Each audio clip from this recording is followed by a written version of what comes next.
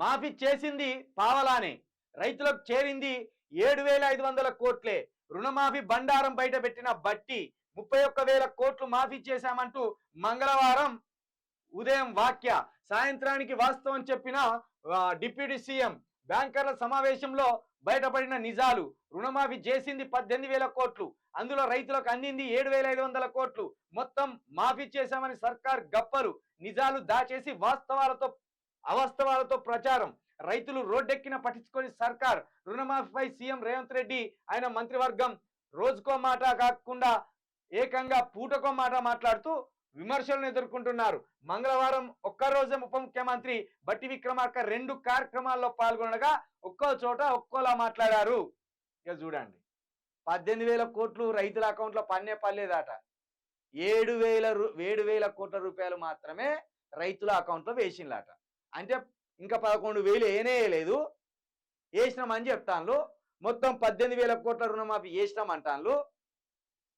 కానీ 18,000 కోట్ల రుణమాఫీ కూడా జరగలేదనేది స్వయంగా ఈ రాష్ట్రానికి సంబంధించిన ఉప ముఖ్యమంత్రి గారు చెప్తుండడం. దీన్ని ఎట్లా అర్థం చేసుకోవాలి? ముఖ్యమంత్రి ఓ మాట, ఉప ముఖ్యమంత్రి ఓ మాట, మంత్రులు ఓ మాట, ఎమ్మెల్యేలు ఓ మాట, ఒక్కనికి పొంతన లేని మాటలు. ఇక వీళ్ళనే పరమానందయ్య శిష్యులు అంటారు.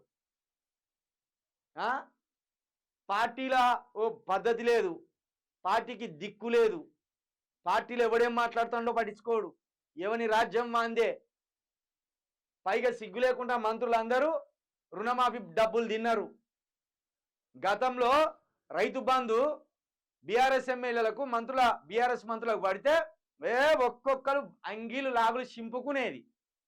అదెంత తప్పో ఇది కూడా గంతే తప్పు. అక్కడ బీఆర్ఎస్ హయాంలో మంత్రులు కావచ్చు, ఎమ్మెల్యేలు కావచ్చు, జెడ్పీటీసీలు కావచ్చు, రైతు బంధు పైసలు దొబ్బెట్లా తిని తప్పు చేసిందో, ఇప్పుడు వీళ్ళ హయాంలో కూడా అదే మంత్రులు, అదే ఎమ్మెల్యేలు రైతు రుణమాఫీ పైసలు దొబ్బి తిని ఈ రాష్ట్రాన్ని సర్వనాశనం చేస్తాను.